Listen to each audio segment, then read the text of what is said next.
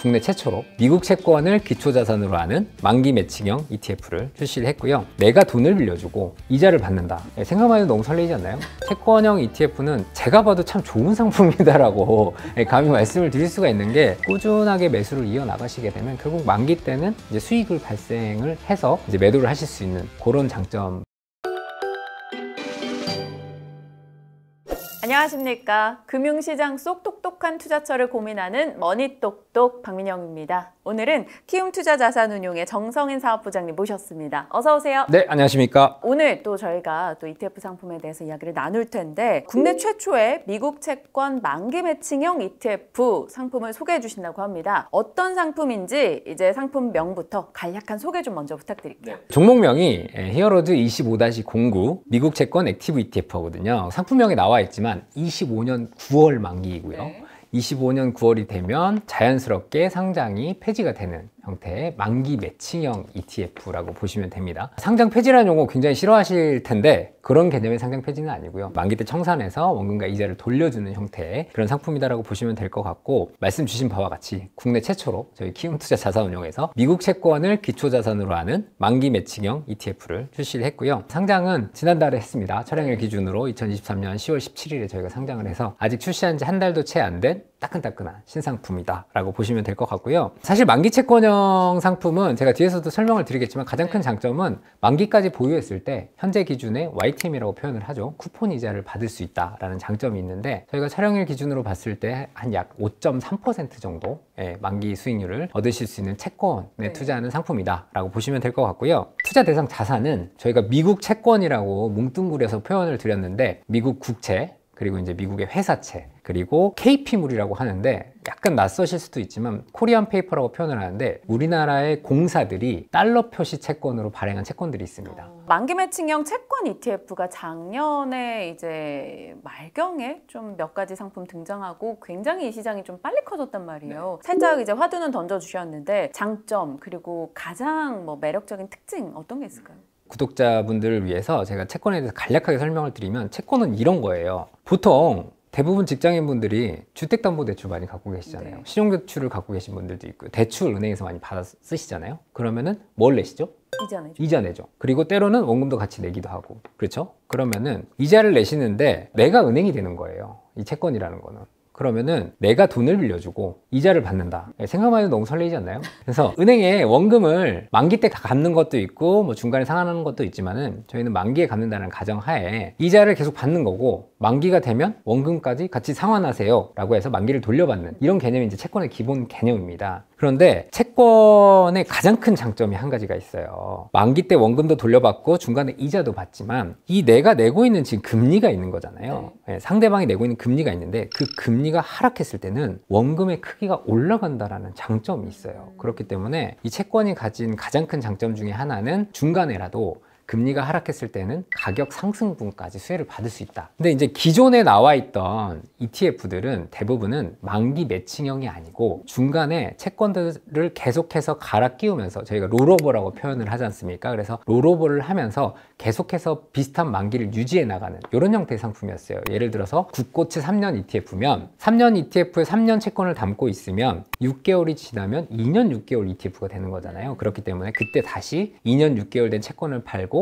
3년짜리 채권을 담는 이런 형태의 ETF들이 줄을 이뤘었는데, 작년 11월에 국내 시장에도 드디어 이제 만기 매칭형이라는 게 출시가 되면서, 제가 설명드리고 있는 히어로즈 25-09 미국 채권 액티브 ETF는 예를 들어서 오늘 사시면 25년 9월에 만기 청산이 되는 ETF입니다. 그러면은 25년 9월에는요, 여러분이 사신 원금을 돌려받으시겠죠. 그리고 그 중간중간에 이자를 계속해서 받으시는 형태의 ETF라고 생각하시면 돼요. 채권형 ETF, 특히 이제 채권이라는 자산에 투자하실 때는 기본적으로 두 가지 목적으로 나눠서 투자를 하시는 게 좋아요. 어떤 개념이냐면, 첫 번째는 제가 이제 계속해서 이자를 받을 수 있다라는 표현을 말씀을 드리고 있는데, 그 얘기인즉슨 결국 이자 수익을 주된 목적으로 하는 투자가 되겠죠. 이런 경우에는 사실은 만기가 짧을수록 좋아요. 왜냐하면 만기가 길면 길수록 원금 회수 기간이 늘어나기 때문에, 원금을 돌려받을 수 있는 불확실성이 늘어나기 때문에, 만기가 짧은 것들은 주로 이제 이자 취득을 목적으로 투자를 하시는 게 좋아요. 예를 들어서 국고채를 기준으로 말씀을 드렸을 때는 1년, 2년, 3년 정도까지를 우리나라에서는 이제 단기채라고 표현을 하기 때문에, 이 정도 채권은 이자 수익을 주된 목적으로 투자를 하시는 게 좋아요.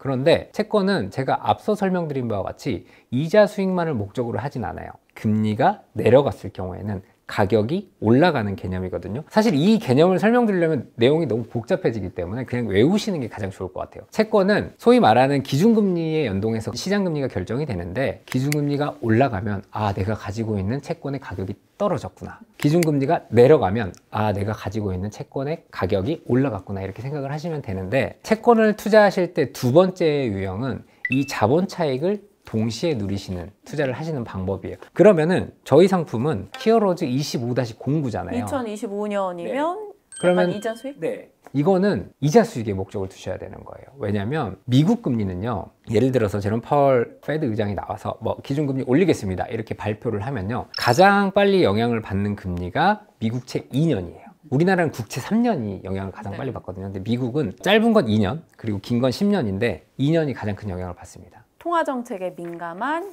2년이기 때문에 이자 수익에 좀 더 목적을 두신 분들이 관심을 두면 좋겠다 얘기 주신 거고, 얘기를 듣다 보니까 약간 연금 ETF 느낌이 좀 나는. 맞습니다. 사실은 여러 가지 목적이 있겠지만은 이제 연금에서 투자하시는 분들은 꽤 장기로 투자를 하시는 거잖아요. 그리고 아, 연금이다 보니까 아, 나는 굉장히 공격적으로 투자를 해 라고 하시는 분들도 계시겠지만, 대부분의 투자자분들은 일정 기간 투자해 놓으신 후에 한참 후에 내 포트가 어떻게 되어 가고 있지, 이렇게 열어보시는 분들 많기 때문에 그런 관점에서 좀 편안하게 가져가시기 위해서는 좀 이런 만기 매칭 ETF들을 좀 투자해 보시는 게 좋을 것 같다는 생각이 듭니다.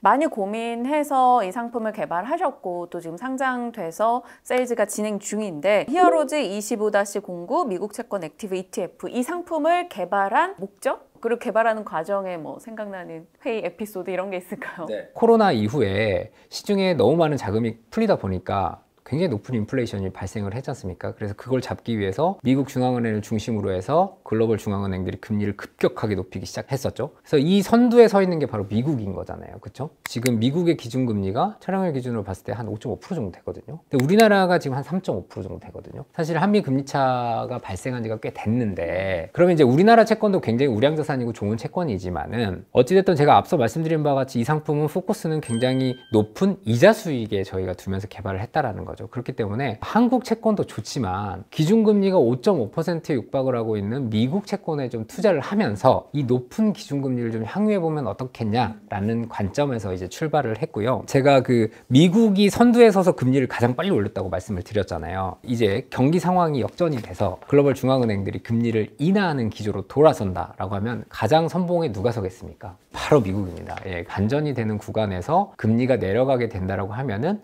결국 또 미국이 가장 빨리 금리를 내릴 거기 때문에, 그렇게 되면은 이 상품에서는 제가 앞서 말씀드렸던 이자 수익 외에도 자본 차익까지 함께 발생하실 수가 있거든요. 그런 관점에서 저희가 이 상품을 좀 개발하게 됐습니다. 금리 방향이나 달러 방향에 따라서 투자 전략을 어떻게 가져가야 되는지도 궁금하고, 사실 투자자분들 성향이라는 게 있잖아요. 아니면 처해진 상황이나 어떤 여건에 있는 투자자가 투자하면 좋은지도 궁금합니다. 미국 채권이기 때문에 기본적으로 자산은 이제 달러 자산에 투자한다라고 생각을 하시면 됩니다. 그리고 이제 제가 채권이라고 말씀을 드렸기 때문에 채권과 달러를 구분해서 제가 한번 말씀을 드려볼게요. 기본적으로 이제 YTM이라는 개념이 오늘의 시장 변동분이 반영이 돼서 매수하는 시점에 이제 만기 수익률이 결정이 되시는데요. 가장 일단 권유드리는 전략은 사시고 만기까지 좀 보유를 하시면 일단 쿠폰 수익은 매수 시점에 보셨던 어제 수익률에 약간의 시장 변동이 더해져서 수익률이 결정이 되시는 거기 때문에 만기 보유하시는 전략을 좀 추천을 드리고 있고요. 두 번째는 이제 중도에 매수를 하거나 매도를 하시는 경우가 발생을 하실 수 있게 돼요. 사실 제가 채권이라는 자산에 대해서 굉장히 장점만 지금 계속해서 말씀을 드렸는데 단점이 있어요. 채권이라는 자산의 단점은 뭐냐면 제가 딱 두 가지를 말씀드릴 수가 있는데, 첫 번은 개별 채권을 매매하시기 위해서는 좀 단위가 커요. 보통 이제 최소 단위가 1억 정도 거래소에서 이제 거래가 되거든요. 직장인분들이나 일반 투자자분들이 접근하기 조금 어려운 자산이긴 했어요. 두 번째는 뭐냐면 거래 단위가 크지만 대부분의 채권들이 장외에서 거래가 되다 보니까 나 지금 급하게 좀 팔아야 되는데 라고 했을 때 물론 파실 수도 있지만 못 파실 수 있는 상황이 발생할 수 있는 확률이 굉장히 높아요. 유동성이 조금 떨어지는 자산이긴 해요. 그래서 이 두 가지 단점이 있는데, 그렇기 때문에 저희가 이제 그걸 보완해서 채권형 ETF라는 상품을 출시를 했고요. 채권형 ETF는 제가 봐도 참 좋은 상품이다라고 감히 말씀을 드릴 수가 있는 게, 이 채권의 두 가지가 가지고 있는 단점을 지금 완벽하게 커버를 해주고 있거든요. 만약에 중간에 제가 앞서 말씀드린 바와 같이 금리가 이제 급격하게 하락을 했어요. 그래서 자본 차익이 발생을 했어요. 내가 예를 들어서 10만 원 주고 샀던 나의 이 히어로즈 25-09 ETF가 뭐 10만 1,000원이 됐어요. 그러면은 원하시는 시점에 바로 파실 수가 있어요. 그러면은 여기서 자본 차익이 발생을 하시는 거고, 그 사이에 나왔던 채권에 대한 이자는 계속해서 수취를 하시는 거거든요. 이제 추가 매수에 대한 부분을 말씀을 드리려고 하는데, 내가 예를 들어서 뭐 10만 원에 샀다 하더라도 금리가 좀 올랐어요. 그래서 뭐 금리가 오르면 제가 가격이 빠진다고 했잖아요. 네. 그러면 예를 들어서 99,000원이 됐어요. 그럼 또 99,000원에 사신 만큼 만기 보유를 하게 되거든요. 근데 만기 보유를 하셨을 경우에 사실 10만 원 사셨을 때보다 99,000원에 사셨을 때는 YTM이 더 높아요. 금리가 올라갔다고 제가 말씀을 드렸잖아요. 그런 장점이 있기 때문에 사실은 꼭 지금 오늘 큰 금액을 투자해서 만기까지 보유하실 수 있는 방법도 있지만은, 어찌됐든 연금을 투자하시는 분들은 퇴직연금이 뭐 매월 입금되시는 분도 계시고 분기에 한번 입금되시는 분도 계시잖아요. 그렇기 때문에 꾸준하게 매수를 이어나가시게 되면 결국 만기 때는 이제 수익을 발생을 해서 이제 매도를 하실 수 있는 그런 장점이 있다라는 부분을 말씀드릴 수 있을 것 같고요. 그리고 이제 환을 좀 얘기를 해야 돼요. 네. 이 굉장히 중요한 포인트이기 때문에 제가 이제 만기 보유를 하면은 수익을 받으실 수 있습니다 라고 말씀을 드렸는데, 사실 국내 채권은 수익을 받고 끝납니다. 쿠폰만 받기 때문에. 근데 이제 얘는 미국 자산이잖아요. 그렇죠. 그렇기 때문에 환율이 개입이 됩니다. 네. 환 오픈형 상품이고, 결국에 이제 달러에 투자하시는 거기 때문에 환율이 올라갔을 때, 그러니까 결국 달러 강세가 됐을 때는 수익을 조금 더 내실 수가 있어요. 금리 상황과 달러까지 같이 조금 보시면서 투자를 하시는 부분을 권장을 드리고 있습니다. 채권의 어찌 보면 단점이라고 볼 수 있는 접근성, 유동성 부분을 잘 보완해서 나온 상품이고, 뭔가 얘기해 주신 내용을 듣다 보니까 너무나 공부되고 다 좋은데 뭔가 외우기 힘들다 하시는 분들은 그냥 싸게 살 수 있는 방법만 기억하고 이제 뭐 분할 매수할 때 그 장점을 좀 노려보시는 거, 그런 것이 좀 필요하지 않을까 싶습니다. 얘기해 주시니까 제가 배우는 게 너무 많아요. 그래서 이런 질문도 한번 드려보고 싶습니다. 채권 투자로 손실 본 분들이 꽤 많은 요즘이잖아요. 그래서 채권 시장 전망 어떻게 하시는지, 과거에는 주식보다 변동성이 적은 상품 이렇게 늘 생각해 왔었는데 뭐 한 1년간 보면 그렇지도 않은 것 같거든요. 미국을 중심으로 한 글로벌 중앙은행들의 금리 상승, 금리 인상이 막바지에 접어든 것만큼은 사실인 것 같습니다. 여러분들 투자하실 때 한 가지 꼭 명심하셔야 될 부분은 뭐냐면, 금융자산의 가장 대표적인 자산이 바로 주식하고 채권이잖아요. 주식은요, 경기 선행 자산이에요. 그러니까 향후 경기 좋아질 거야 라고 예상이 되었을 때는 주식 투자를 하시는 게 좋아요. 그런데 채권은 반대예요. 경기 후행 자산이에요. 그러니까 경기가 나빠지면요, 금리를 내리고 경기가 좋아지면 금리를 올리는 후행 자산이에요. 그렇기 때문에 어떻게 보면 투자를 하기 굉장히 쉬운 자산인 거예요. 자, 금리를 계속 올렸잖아요. 사실 그때 채권을 투자하기 좋은 시기는 아니었던 거죠. 그럼 채권은 언제 투자를 해야 되냐면, 금리 인상 시기가 거의 막바지에 다다랐네 라고 얘기가 나오는 시점에 투자를 하시는 게 좋고, 그때부터 이제 예를 들어서 경기가 좀 둔화된다 라고 하면은 그때는 정말 공격적으로 채권의 만기를 늘려서 장기 채권을 투자하시기 굉장히 좋은 시기다 라고 말씀을 드릴 수 있을 것 같은데, 사실 지금까지는 경기가 좀 올라가는 모습을 보였고, 이후 정점을 찍고 지금은 약간 떨어질까 말까 하고 있는 상황에 놓여 있다라고 많이 표현들을 하세요. 자, 앞서 포트폴리오에 대해서 살짝 언급해 주셨는데 뭐 KP물이나 미국채, 미국 달러 선물 이런 다양하게 구성이 돼 있습니다. 그 내용 좀 더 자세히 잡아주시고요. 채권 등급에 대한 얘기도 좀 해주실까요? 일단은 뭐 이게 미국 채권이지 않습니까? 그래서 저희가 처음에 고민을 할 때는 원래 미국 국채로만 투자를 할까를 고민을 했었어요. 그런데 이 부분이 좀 법으로 막혀 있어요. 그러니까 개별 국가에 투자하는 채권의 30% 이상을 투자하지 못하도록 좀 법에 막혀 있어서, 거기에 이제 어찌됐든 국채는 정말 굉장히 높은 등급의 안전자산인 거잖아요. 네. 하이 리스크 하이 리턴, 로우 리스크 로우 리턴의 법칙이 있기 때문에 국채에만 투자했을 때는 조금 더 높은 기대 수익률을 원하시는 분들한테 약간의 부족함이 있어요. 그렇기 때문에 저희가 미국 국채에다가 회사채를 조금 섞었어요. 저희 상품 기준으로는 AA- 이상 등급이라고 되어 있는데, 사실은 이게 국내 등급으로 표현을 하면 네. AA+ 등급이에요. 그렇기 때문에 굉장히 초우량한 자산들에 들어가 있다고 보시면 될 것 같고, 그래서 이제 미국 국채 한 25% 정도가 투자가 되어 있고요. 네. 얘가 이제 액티브 ETF이다 보니까 포트폴리오가 계속해서 좀 조정이 되는 부분은 있습니다. 조정이 되는 부분은 있지만, 저희가 촬영일 기준으로 말씀을 드렸을 때는 나머지 자산들을 일단 제가 앞서 설명드렸던 코리안 페이퍼라고 하는 KP물에 좀 중점적으로 투자가 되어 있으세요. 그래서 우리나라에서는 이걸 공사채로 분류를 하는데 뭐 수출입은행이나 그리고 산업은행, 그다음에 가스공사와 같은 굉장히 우량 등급의 채권들에 현재는 나누어서 분산 투자가 되어 있다라고 보시면 될 것 같고, 저희가 25년 9월 만기라고 말씀을 드렸잖아요. 그래서 사실 채권을 표현할 때 이제 듀레이션, 실질 만기라는 개념을 말씀을 드리는데 한 1.7년 정도의 만기가 남아 있다라고 보시면 될 것 같고, 이제 YTM 같은 경우에는 앞서 말씀드린 대로 약 5.3% 정도 된다라고 말씀을 드릴 수 있을 것 같습니다.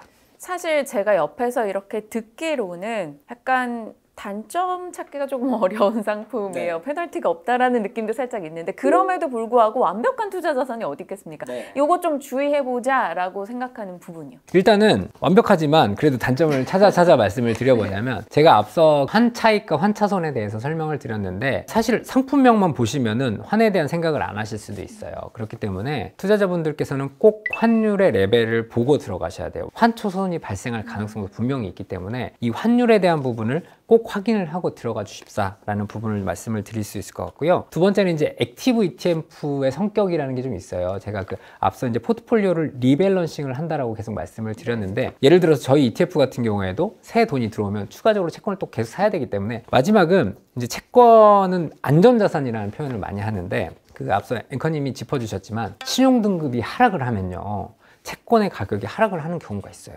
그런 경우에는 이제 금리가 같이 올라가는 구간인 건데, 사실 미국 국채가 디폴트라고 표현하는 망할 위험은 없겠죠. 회사채도 포함을 하고 있고 이제 공사채도 포함을 하고 있기 때문에 신용 등급 하락했을 경우나 아니면 디폴트가 났을 때에는 이제 원본 손실의 위험이 있다라는 부분은 당연히 이제 주식이나 채권 자산에 투자를 하실 때 투자자분들이 반드시 유념하셔야 되는 그런 부분이다라고 말씀을 드릴 수 있을 것 같습니다.